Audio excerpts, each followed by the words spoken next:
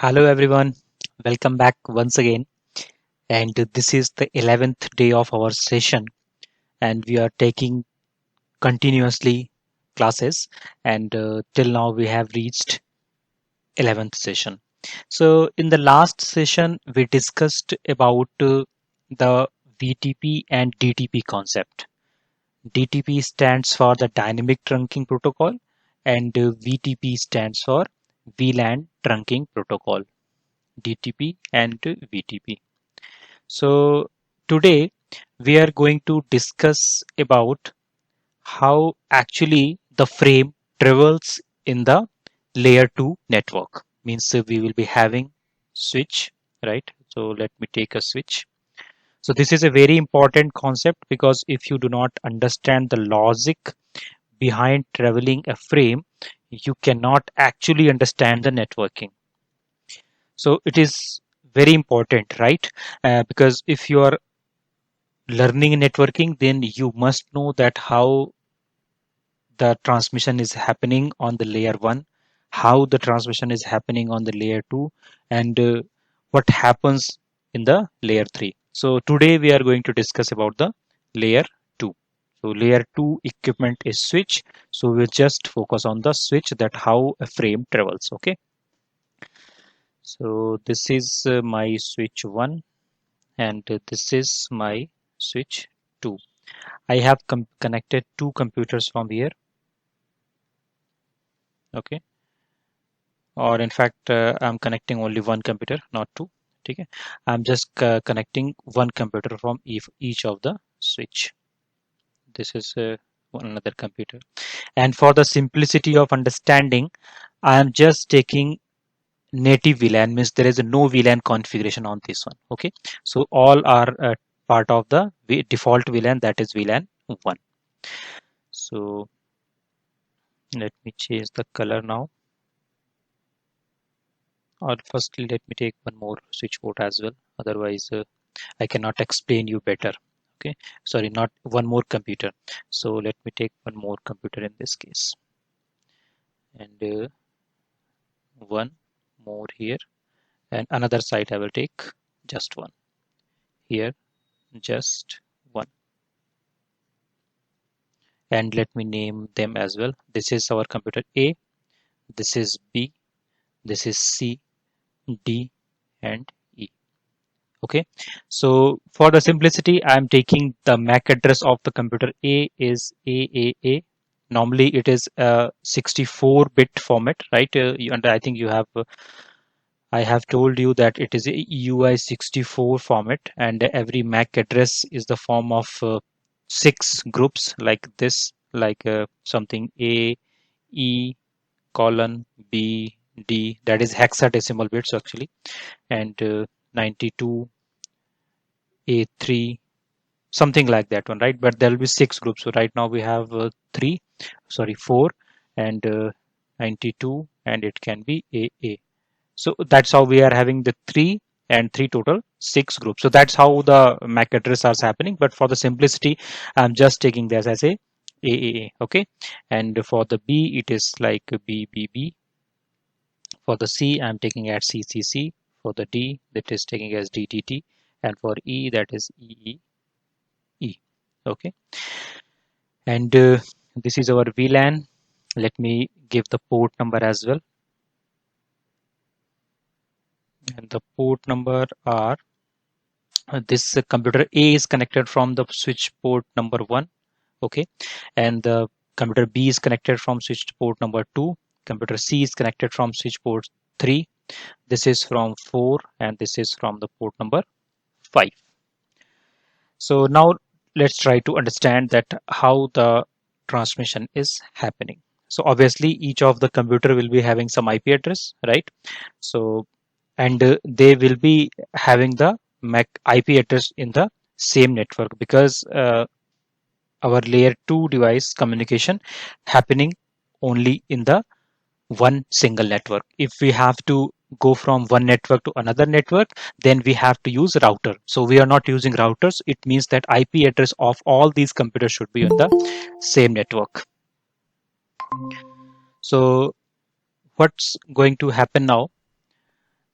let's say that the IP address of our computer 1 or IP address of our computer A is like 10.1.1.1, and the IP address of computer 2, or in fact B, is 10.1.1.2. This is 10.1.1.3. This is dot 4. This is dot 5. So it will be something 10.1.1.4 and 10.1.1.5.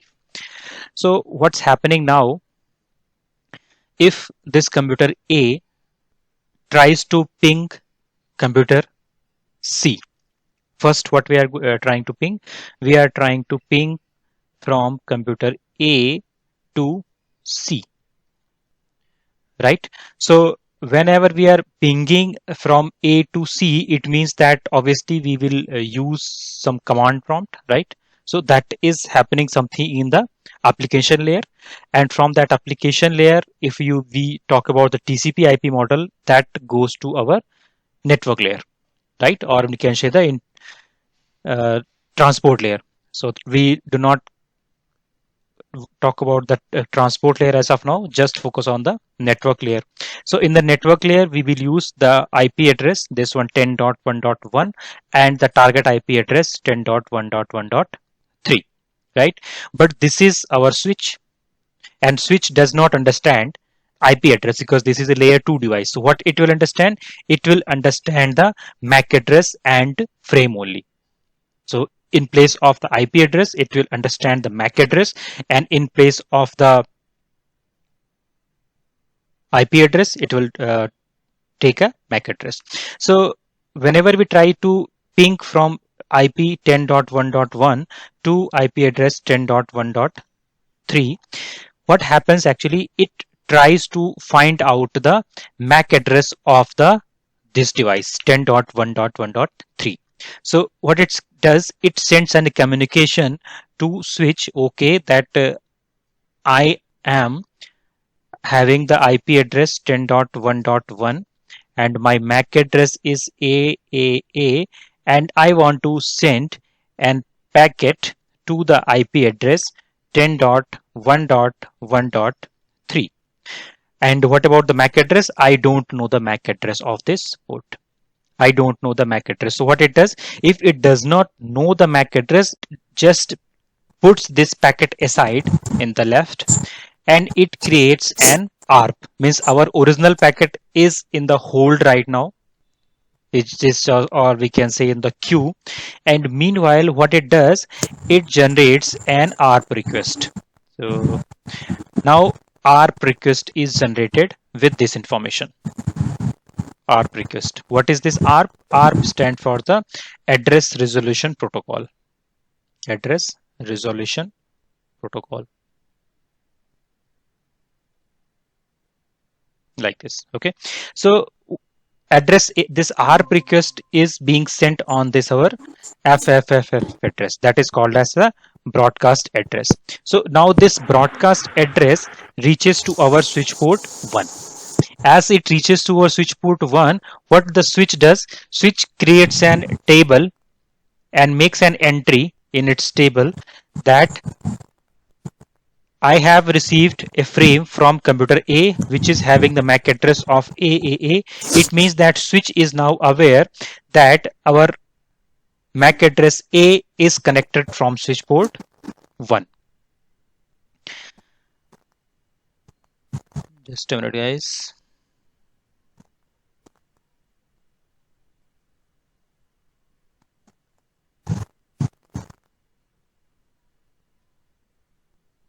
I'm having some annoying noise.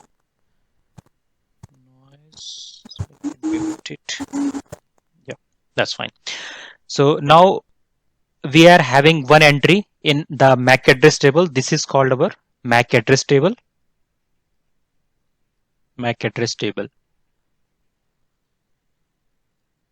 So in the MAC address table of switch A, switch 1, it is having one entry that from port 1 our MAC address AAA is connected. Now what it does, it has no idea that who is having the IP address of 10.1.1.3. So to know that one, what it does, it sends a broadcast to all of the ports connected, right? So it will send an ARP request to this one, that are you having the IP address 10.1.1.3, because that's what we are looking for right now. So this, if it is having 10.1.1.3, then it checks from its MAC, okay, this is my broadcast frame, then definitely I have to look onto it. So it just opens it and checks that, okay, this is an ARP request, and this ARP request is for the IP address 10.1.1.3. It says, no, my IP address is 10.1.2. It means that I'm not the required recipient. So it's just discard that ARP request. It does not reply that back. The same ARP request reaches to our computer 3. So what it does, it just now checks its IP address and says, have a look that, okay, my IP address is 10.1.3 and the ARP request is also for the IP address 10.1.3. So this computer replies it back. It send a ARP reply with its own frame, because obviously this is having MAC address of CCC. So it sends a reply from the destination MAC to this one AAA, and the source MAC from the CCC. So now this switch is having an entry that the MAC address CCC is connected to port number 3. So our whatever MAC entry it was, now it has a new entry CCC, and now it is connected from the port number 3. Now this ARP reply comes it back to the switch, in fact computer A, and now computer A is having the MAC address of this IP address 10.1.3.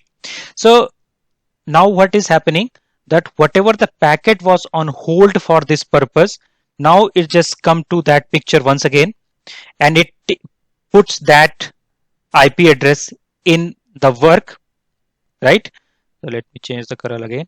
So now what the original IP address, our ping request, that ping request comes back in our picture, and now that ping packet goes to the switch, that I want to send a packet to the MAC address of the CCC. Switch checks its MAC address table and it says, okay, this is connected to our port number 3. It sends that pack frame to this destination on this port, and now it is having the IP address of 10.1.1.3, right? So now that's how the communication is happening. So for the very simple architecture, the lot of complicated things are happening behind the scene, and we are just not aware of that what is happening behind it. Means that it is just simply we are trying to ping, but for the ping, first it is sending an ARP request. It is trying to find out the MAC address, or we can say the physical address of the device, and then the communication is happening. Clear? I hope this is quite clear. I have explained it again, but in the coming sessions I will show you this thing on the packet tracer, because packet tracer is having a very good functionality in it, that it can show you the simulation that how actually packet is traveling inside the devices. So not today, but in the coming after 2 or 3 sessions I will just show you that how the actually the packet travels in the packet tracer. So meanwhile, this is the way of the communication. Let me take one more example when we are having switch 2. So let me make another diagram rather than this one. So let me create one more diagram. This is switch 1 and this is switch 2. This time what I am doing, I am connecting one computer here and one more computer here. Now I think you are aware of my terminology, so I will not write the things too much here. This is our computer A, this is B, C, D, and this is connected from port 1, 2, 3, 4. So obviously their MAC address will be AAA of the first computer. This is BBB, this is CCC, and this is DDD. And they are connected via the same VLAN that is called as native VLAN, VLAN 1, default VLAN, native VLAN 1. Everything is happening in the VLAN 1 communication. I'm not taking this as complicated right now. So now what is happening? Suppose this is having an IP address of 10.1.1. This is 10.1.1.2 this time. This is dot 3 and this is dot 4, 1.4 and this is 1.3. So now I'm trying to ping this time again our computer 1.4. Means that I'm trying to ping from computer A to D. A to D means that I'm trying to ping from 10.1.1.1 to 10.1.1.4.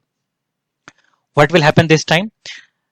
Again, if I try to ping it, so ping process want to send the communication to IP address 1.4, but our computer is not aware of that what is the MAC address of the computer 4, so it generates an ARP request for that one, and ARP request includes the, or it is being sent to the broadcast address. Broadcast address is FFFFF, or you simply say that broadcast address.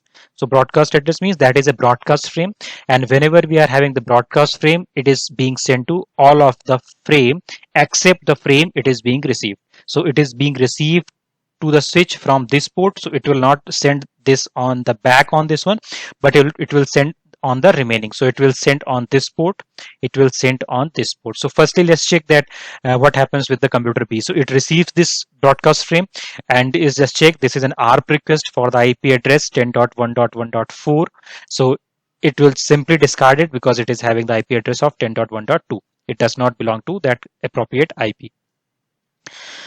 What happens to switch 2? It receives the frame and it further broadcasts to the computer 3 and computer 4 on the switch port 3 and switch port 4. Switch port 3 discard it because obviously it does not belong to the IP 1.4, and 1.4 will reply that back, okay, this is my MAC address and please update it. Okay, this ARP reply goes back to the switch 1 and it will come to our computer A. And obviously when we will send it, then it will be having a MAC address entry here that our computer AAA is connected to the switch port 1, and when we got the ARP reply, it made one more entry that computer DDD is connected to port number.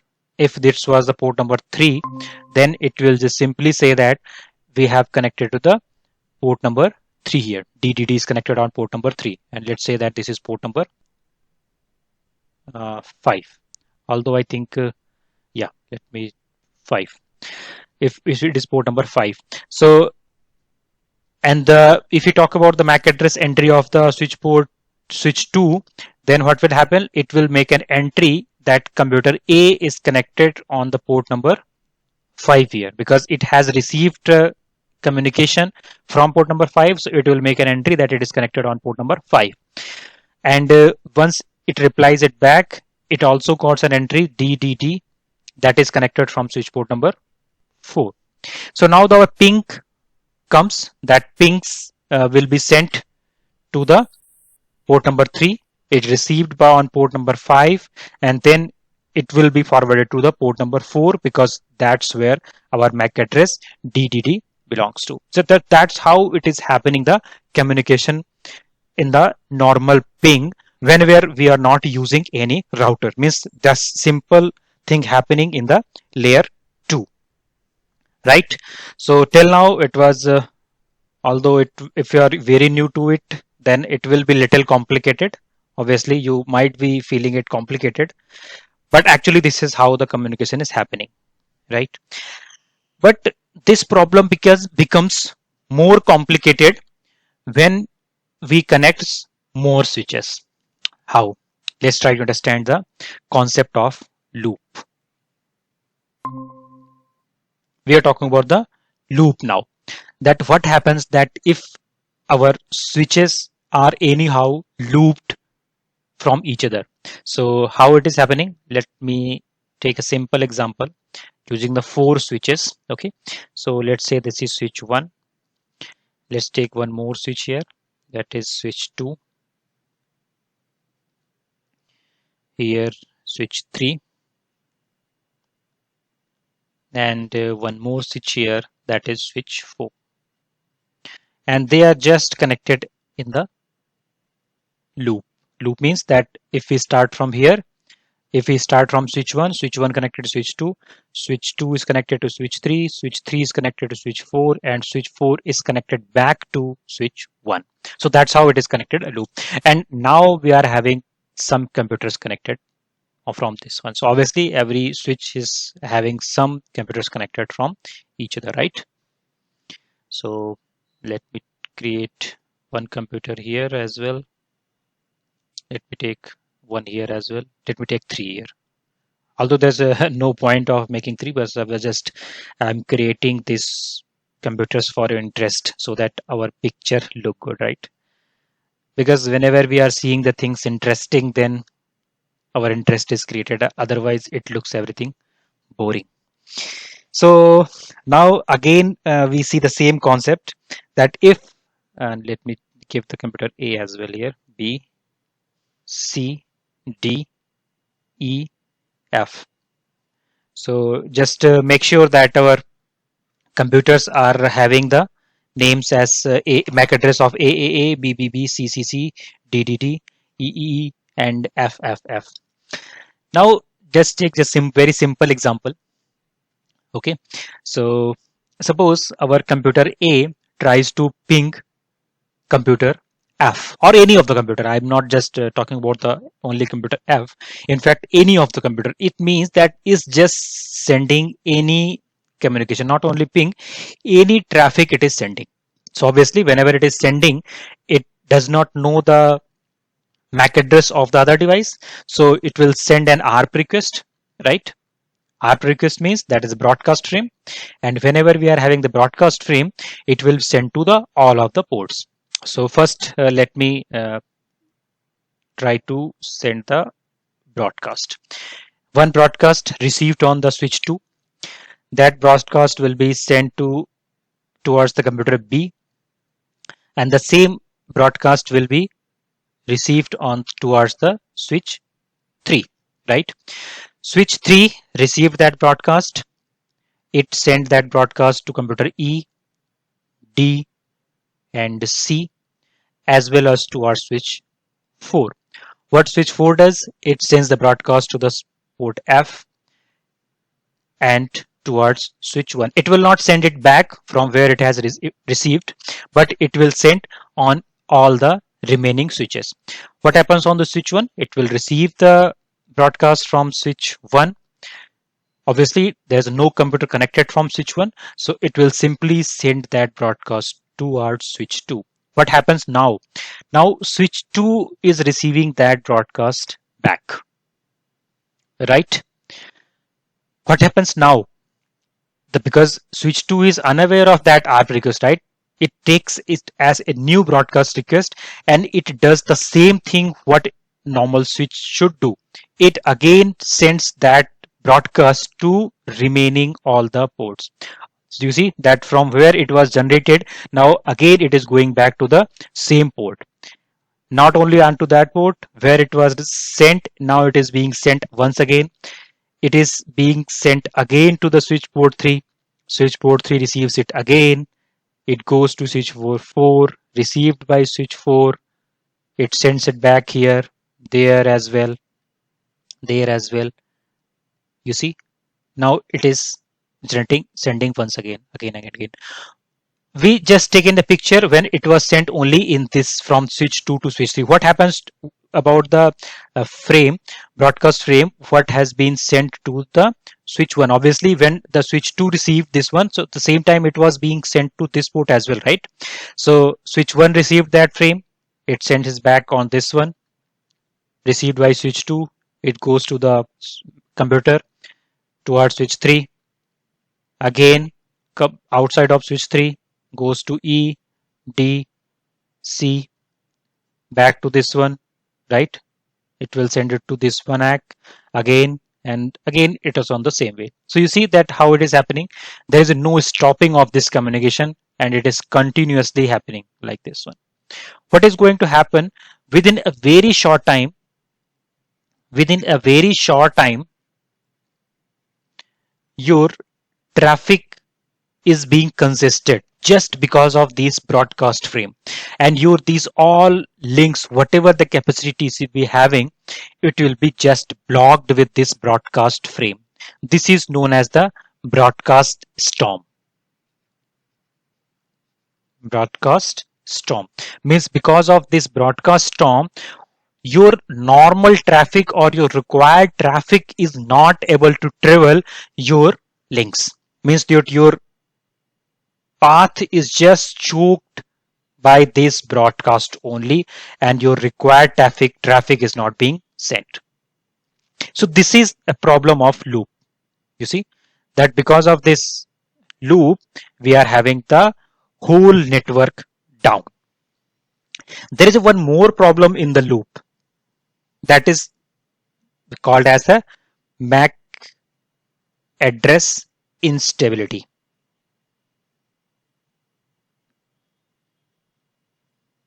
MAC address instability. How does it happen? Let me tell you. Let's take the black color this time. What happens that whenever, obviously when we send this broadcast, then our switch 2 has made an MAC address table entry on the switch 2 that our MAC address AAA is connected from the port 1. Obviously, if this is a port 1, then it is make an entry that it is connected from port 1.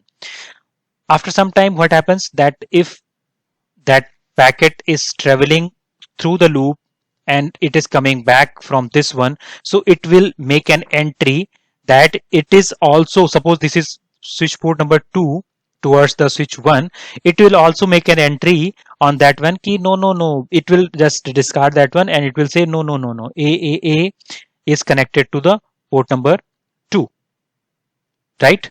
So after some time, what happens? It, because this is a ARP, so it will go to this computer as well, and now again it will reply back. After some time, it will again say no, this is connected from port number 1. Same time, what will be happening, because this is coming by this way as well, so it might be having the port number 3. It is saying this time that my computer AAA is connected from the port number 3. So our switch is very much confused, and it is getting ambiguous entry that on which port our computer A is connected. Our switch is always confused and it is not able to decide actually on which port my computer is connected. So this is a problem that we are facing, that is called as the MAC address instability. Our switch is not able to decide that computer is connected on which port really. So these are the very big problems. Because of that, our network breaks and there is no communication happening in the switches. So whenever we design any network, we try to avoid switches connecting in the loop. We always try to make it in the tree fashion like this one. But this is a very big problem, right? If we want the communication happening from the two ways, like we can say the redundancy, right? Redundancy, if we connect via always in the tree only. So let me create a structure, simple one. This like this one. This is again like this one. So this is switch 1, this is switch 2, this is switch 3, and this is switch 4. So if always it is happening from the tree top to down, if any of the switch fails, suppose this switch 2 fails or any of the link is down, we are having no communication downwards, right? So this is a very big problem and it will not be giving any redundancy in such cases. So what we do actually to avoid such type of situations, we are having one protocol that is called spanning tree protocol. What is called? Spanning tree protocol. In short form, we also call it as a STP. So what it does actually, STP, if by default this STP is running on all the Cisco switches, and if we connect switch 1, switch 2, switch 3 in the loop, then one of the port is automatically blocked, means it will block any of the port in between, and it will break the communication to avoid that dangerous loop. Right? So by default, what is happening? By default, in all the Cisco switches, this STP is enabled. And even if you connect them in the loop, still our communication can happen. But by chance, if you disable this STP in the switches and then you connect in the loop, then nobody can help you. You have to face a network breakdown, and there's no communication going to happen. Okay, so let me just show you in the packet tracer that how the ports are being blocked, how the MAC address table we see, right? So I will show you the example, and we will learn more about the spanning tree protocols, because spanning tree was a little slow and the convergence time of a spanning tree was quite high. So we moved to the rapid spanning tree that was having this comparatively smaller convergence time is like the time when our network breaks down, that how much time it takes to recover or restore our network. That is time is called as the convergence time. So we will see that, and we are having some one more STP that is called a multiple spanning tree protocol. We are having the PV STP as well, that we call it as the per VLAN STP, right? And in the Cisco now we are having the PV STP plus as well, that is having the more functionality. So we will see some of the spanning tree protocols in the detail in the coming session. So till now, just have a look on the simple switch once again in the packet tracer. So I have just created a topology to save our time. I have given the name as well of the computer: PC1, PC2, PC3, PC4, and they are in the just native VLAN. So let me show you now. Show VLAN. So there is a no VLAN, just VLAN 1, and all ports are on the part of the VLAN 1. Okay. So let me give the IP address. I think I have not given it. Yes, I have not given. So let me give the IP address 10.1.1.1 here, and just close it. This is 10.1.2,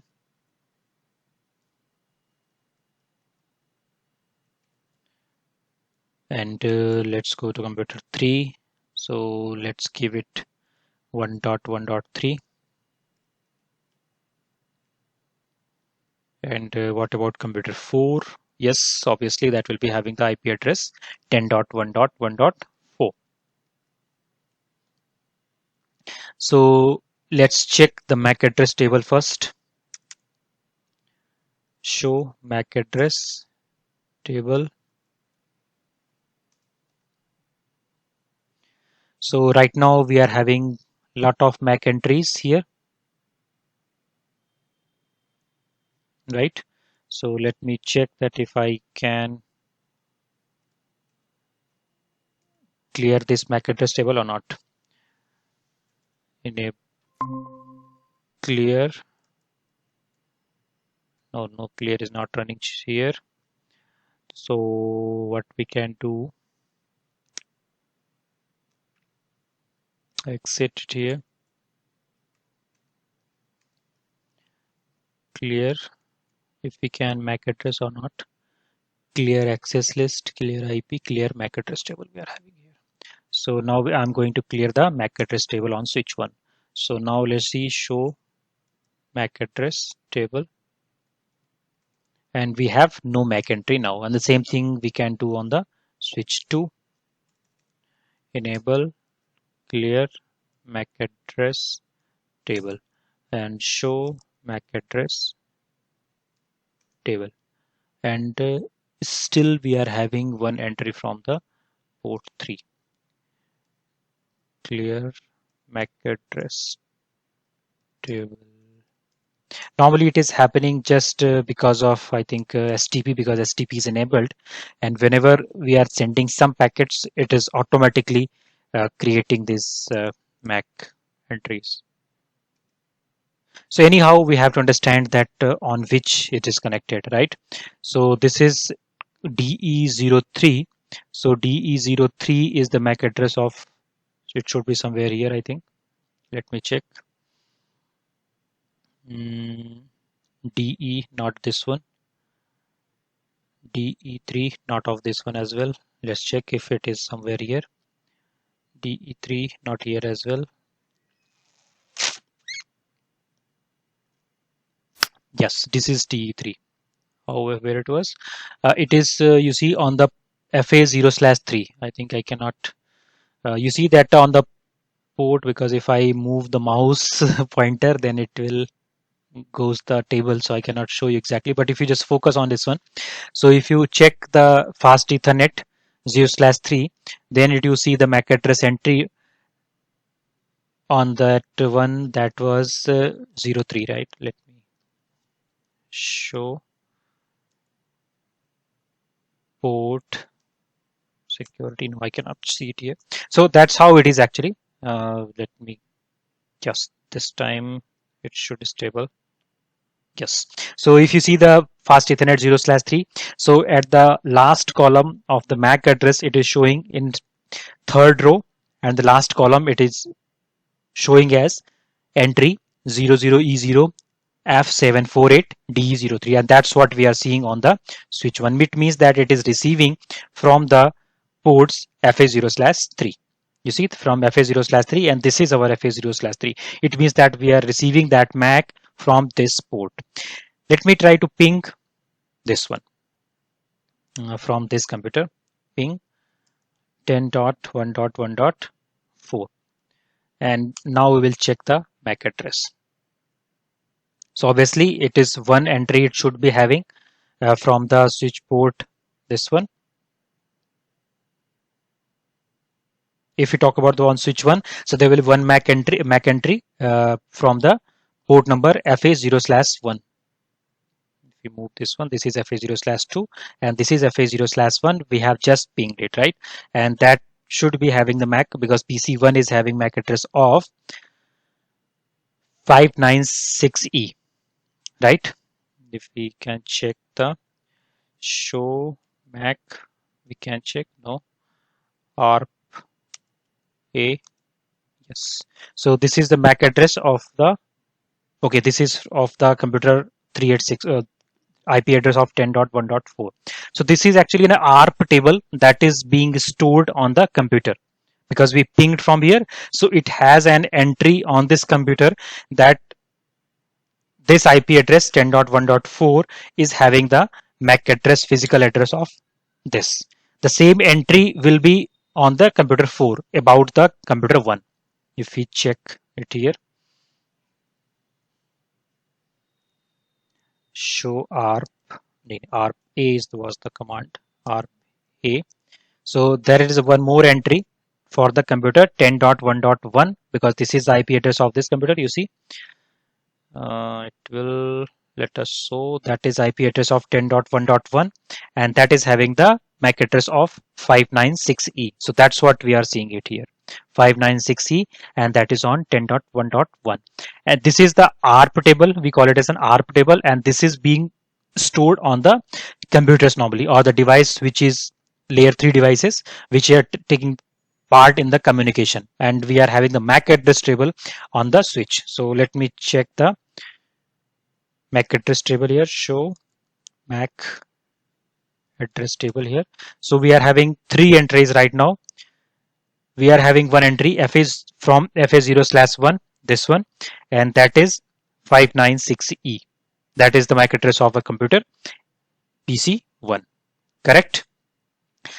And we are having one more entry from we have two entries from FA0/3. So one entry is for the switch port, because this switch port FA0/3 is also having one MAC address, right? FA0/3. So this is the MAC address of the switch port. So that's the 7703. So that's what we are seeing here. 7703. Where it was? Okay, it was here. That is 7703. That is coming from FA0/3. For this switch, it is coming from this FA0/3. And another entry we are having 3865. That is of this computer PC4, because it is also coming from FA0/3 for switch one, this switch, right? So that's why it has made an entry that one MAC address or computer is connected towards port FA0/3. So that's what it is happening. If we ping from this computer to now PC3, PC3 is having the IP address of 10.1.3. So let me try to ping 10.1.1.3. So if I ping it, now we will be having one more entry from switch port 3 of this MAC. What should be the MAC? The MAC should be 5448. MAC address of the Ethernet fast Ethernet 0. That should be one more entry, 5448. So let's check, and that should be from FA0/3. You see, 5448 from FA0/3. And if we ping from PC2 to PC4, then it will make an entry that we have computer connected from FA0/2. Right now, we don't have any entry from FA0/2 right now, right? But if you ping it from PC2, if I ping it from here, ping 10.1. Even if you try to ping this PC1, 10.1.1, it will make an entry that FA0/2 is connected here. Now let's check the MAC table now. Show MAC address. Now we are having an entry for the FA0/2 as well. And this MAC address is of the computer 2. That is belongs to the PC2. So that's what it is happening here. If you try to ping another computer, so it will make an entry that if you check from the switch 3, then it made so many entries. And for this, these 3 FA0/3 has connected. These MAC address are connected from FA0/3. It means that 2 computers and 1 MAC address of this FA0/3 port. Correct? So obviously from this network, that's maximum MAC address it can have. Means for this switch, it having only how many entries? First, it will talk about this computer, MAC address of this port, MAC address of this computer, and this computer. So that's how maximum entry it can have in its MAC address table. Now we can take one more example of the loop, that if we connect on the loop, then what happens? So let me just take one more example.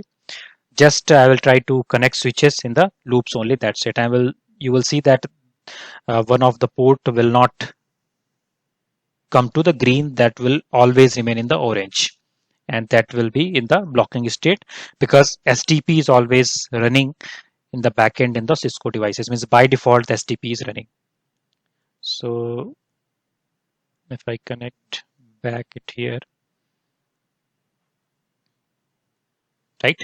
So you will see that slowly all this will change to the green, because we have connected this one first. So obviously this will convert to the green first from switch 1 to switch 2.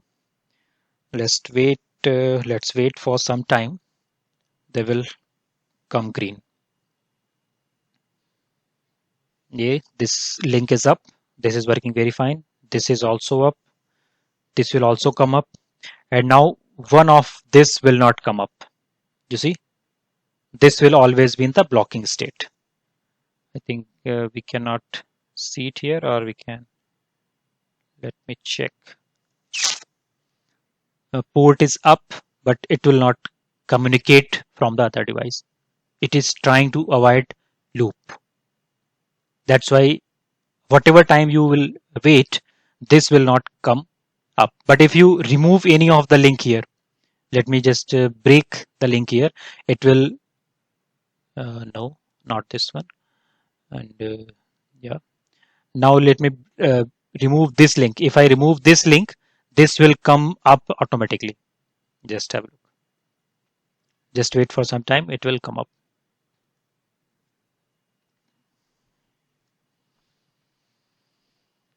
So this is the time it is taking in the case of STP, because right now we are running the spanning tree protocol and the convergence time of spanning tree is quite high. So we do not use STP now. We use RSTP, that is called as a rapid spanning tree protocol. Okay. So you see now it is up. So that's much time it is taking for the conversion. So in the real time scenarios, this time is very much. You cannot afford to wait this long, right? If you are using any uh, live traffic, or you are watching TV, or in fact you are having conversation on a Skype, and you cannot wait for this much of time to make the connectivity between the devices. So that's how, or that's it for the day today. And in the coming sessions, we will discuss more about the spanning tree protocol, and we will also see the simulations that how it is happening. But I think I will prefer the simulation once we take the routers as well. So I think within 2 or 3 classes, our switch part will be over.